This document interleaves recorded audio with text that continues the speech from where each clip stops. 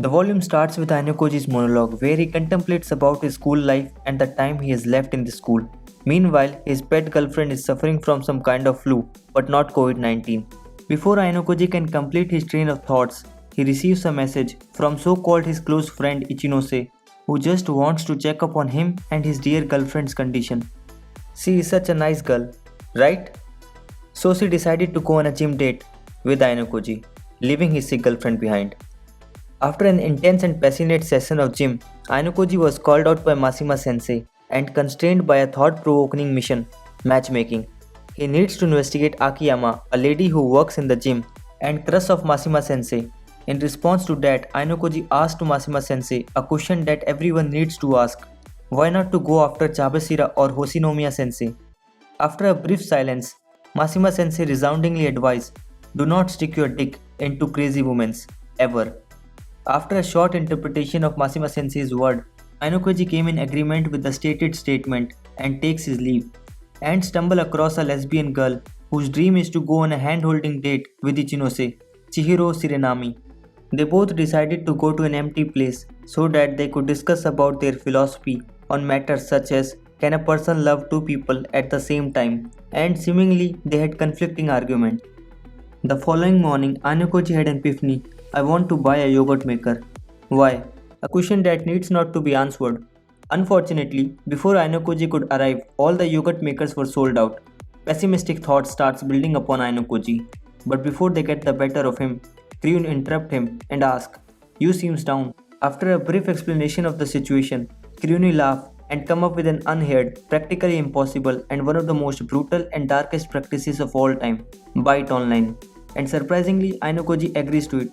Between this serious conversation, Ryun also mentions about her family situation, what she thinks of herself and her way of living life, and all the complicated things, and express a desire to meet Ainokoji one day after their graduation in a different place with different circumstances. After walking for a while, Ainokoji sees a bunch of people around the Christmas tree, taking selfies with his so-called close friend Ichinose. Seeing Ainokoji, Ichinose quickly ran down towards him and boldly stated, I did all this just to take a selfie with you, in a mumbling voice into Ainokoji's ears, and asked, can she take a selfie with him, to which Ainokoji agreed. I'm sure he also sensed some yandere energy coming from her, but I think he got distracted by even superior sundere energy coming from nearby, particularly from Hossein, who has a deep pounding crush on Ichinose and wants to take a selfie with her. With all that knowledge, Ainokoji takes his leave and calls it a day. Later on, a group meeting was held between some students from Horikita's class. But we are not here to discuss about some side characters, right? Meanwhile, Ainokoji is now on a cake hunting mission after conquering his previous yogurt maker mission and encounters Sakenagi and gives her a brief explanation about his cake hunting mission. In response, she declares she is on a date and cannot help him, just to get a reaction out of Ainokoji.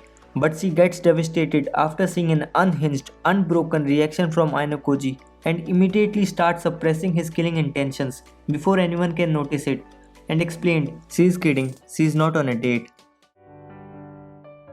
Later that evening, Sakenagi came to Ainokoji's room, alone, after maximizing her lolicon points and with a cake. Then they spent some private time doing chit-chat and eating cake.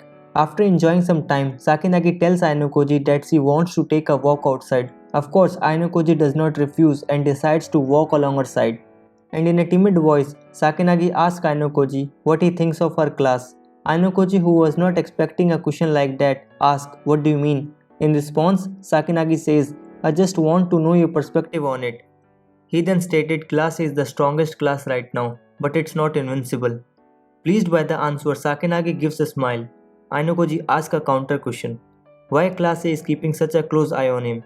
Unaware of the situation, Sakenagi denies and says, I have not given any orders to follow you. Eventually, Sakenagi decides that the walk is over and tells Ainokoji to go back.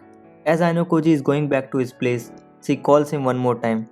This time you can feel a pressure in the air, and this is the moment when Sakenagi decides to confess her feeling to Ainokoji, telling him that she is starting to like him, not as a human being, but as someone from the opposite sex, and tells that she does not need an answer right now. To which Ainokoji asks, can she turn that emotion from weakness to strength? Sakenagi responds by saying, that's a stupid question. After Ainokoji leaves, Sakinagi spends more time with herself and ponders about little things happening around her and finds herself amused and surprised at the same time. She never believed that she would ever fall for someone because she never felt a need for that. But still, there is a heat inside her, and despite all the love she has for Ainokoji, she wants to beat him. Up to this point, this volume is quite a decent read, but from here on, things become spicy. The following day, Ryun calls Ainokoji and asks him what's his plan for today, to which Ainokoji says he has some plans. Ryun, being an absolute Gigachat, commands cancel it. Personally, I really like the attitude of Ryun in this volume. Some of his later phrases in this volume are even more interesting, like he asks Ainokoji to go on a date with him, invites Sakinagi to his bed, and does all this while eating a hamburger. But you know what? Our boy Ainokoji is an even more ultra Giga Chad in the entirety of this whole volume. Like he dumps Ryun, then have a quick intimate session with Yamamura behind the vending machine, later on make up with Kei, they cuddle, took the shower, did the deed, and did I mention before all that he also had a phone call with Sato? Our boy is collecting chicks like me collecting quote volumes. But he does not stop here, because the last, the greatest of all, the ceiling of the pinnacle, waifus of waifu, is still left to be captured. The next morning, Ainokoji goes to the library and luckily he meets Hyori there, and from there on a new adventure begins.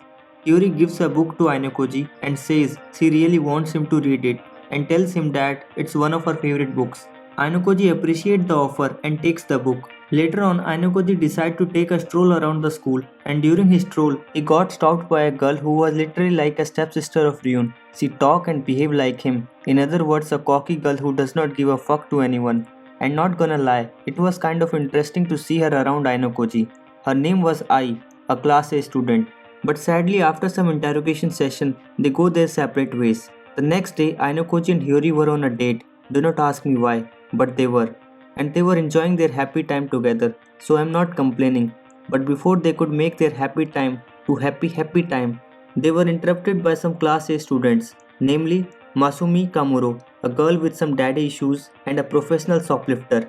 Hashimoto, a guy whose part-time job is to hire underage girls for a prostitute agency. And one more person, I forget his name, probably a background character. Anyway, after some wholesome talk in the cafeteria area, this group disbanded themselves, which unironically resulted in Ainokoji and Hyori remaining alone again. Seeing that they both were alone, Hyori calmly and in a very polite manner took a step forward towards Ainokoji and confessed, "The book that I gifted to you belonged to my father. He is the writer of it." Hearing it all, Ainokoji understands all the things and comes to his conclusion and says thank you to Hyori. To which Hyori replied, "Why not we promise to each other to graduate from this school together? Even if we are in different classes, it doesn't matter." So this was the quick rundown of this volume. It was a good read. This volume is not great, but definitely a good one. And in terms of a .5 volume, it's pretty great.